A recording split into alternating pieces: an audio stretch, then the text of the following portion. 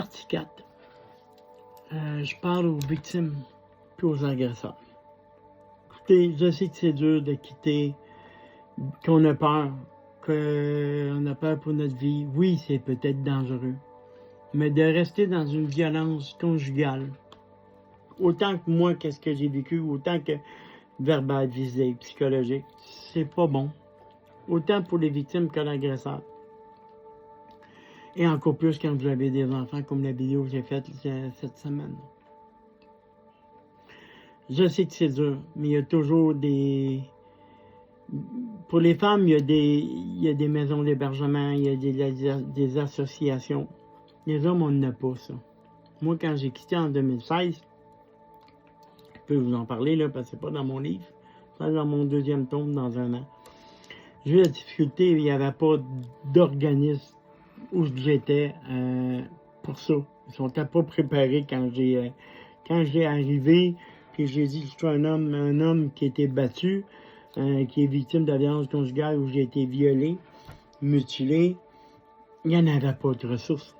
Et moi-même qui ai développé les ressources avec un organisme, moi-même qui ai travaillé pour sortir des ressources pour les futures victimes hommes, il n'y en a pas. Les femmes, c'est plus facile pour vous en sortir. Si le monde vous croit plus, je peux vous le dire, que vous êtes violentés. Nous, quand les hommes, on parle qu'on est violentés, on se fait rire de nous autres, comme que j'ai bloqué sur TikTok, comme quoi qu'on est une tapette, j'en aurais fessé, je m'aurais pas fait les fesser, t'es une mauviette. Mais si je l'aurais fessé, si je l'aurais quitté avec mes enfants, j'aurais pas eu la garde de mes enfants maintenant. Fait que j'aurais été accusé d'enlèvement, j'aurais été accusé de maltraiter mes enfants. C'est pour ça que j'ai resté. Je restais pour mes enfants. Mais quand j'ai senti que si je partais pas, j'étais pour mourir, puis les coups de pouce que j'ai eus pour prendre la décision, je serais peut-être mort aujourd'hui, puis je vous parlerai pas, là. Agresseur maintenant. Quand vous sentez une violence, que vous aimez plus cette personne-là, que vous voyez que vous avez des problèmes psychologiques ou mentaux, écoutez, allez consulter. Allez consulter, c'est pas en faisant de la violence sur une autre personne qui peut vous aider, parce que vous souffrez vous aussi. En tant d'agresseur, vous souffrez vous aussi. Vous souffrez du mal que vous faites aux autres. C'est sûr que vous souffrez. Certain. Moins que la victime, parce que nous, même si on voit des travailleurs sociaux, même si on voit des psychologues, des psychiatres, ça va nous suivre jusqu'à la fin, cette violence-là. Elle va être toujours dans la tête. On peut pardonner, mais on ne peut pas oublier. C'est sûr que ça va toujours être là, présent. On va toujours avoir une peur. J'ai une peur bleue encore, moi, aujourd'hui, là. Et je commence à prendre des marches, mais encore une peur bleue qui va venir me faire du mal ou va venir faire du mal aux enfants, même si on a une protection en ce moment. Mais c'est sournois, je vous dirais. Et c'est ma parole contre sa parole. La parole de la victime comme la parole de l'agresseur. Ça a toujours été ça. Ça va toujours être ça, le système ici, au Québec. C'est que c'est sans aucun doute raisonnable. Si on a un petit doute, l'agresseur n'est pas puni. Il va toujours agresser pareil. La victime, par exemple, elle, c'est une victime à vie. C'est toujours dans la tête. C'est toujours dans son âme. Dans sa chair. Dans son corps. Cette violence conjugale-là et sexuelle-là. C'est toujours dans nous. On va mourir avec ça. Même tu vois des spécialistes, ça peut pas t'enlever de la tête. T'as toujours peur que la personne que tu rencontres redevienne comme la personne que tu as connue. Cet agresseur, ça, avec les nouvelles rencontres. Faut que tu te laisses le temps de guérir, même si tu ne guéris pas à 100%. C'est pas tout le monde qui est des agresseurs, il y a toujours des bonnes personnes. Ça, il faut se le dire. Il faut essayer de refaire une vie.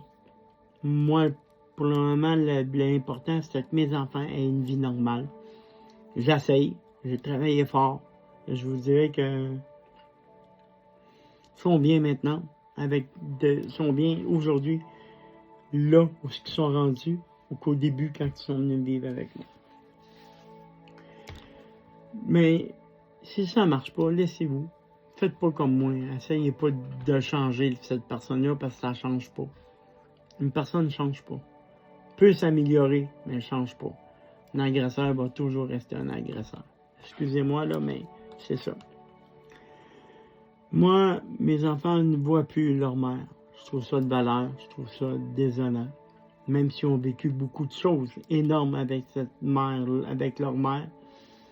Mais c'est leur choix. Je respecte leur choix. Ils ont le libre arbitre. Si plus tard ils veulent y aller la voir, je ne vais pas l'empêcher d'y aller. Ils vont y aller. Pour le moment, ils ont pris la décision de ne plus y aller. C'est eux, ils ont l'âge de décider. Je les empêche pas d'y aller, je n'empêcherai pas d'y aller non plus. C'est leur mère. Ça peut être la plus pire personne qu'il y a sur la terre, mais ça reste leur mère.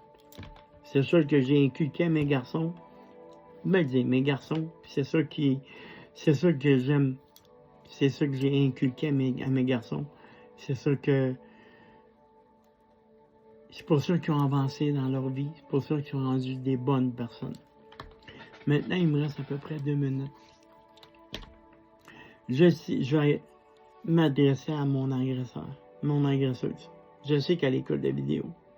Parce que je reçois des notes, puis que je sais que ça vient d'elle. Parce que c'est biblique.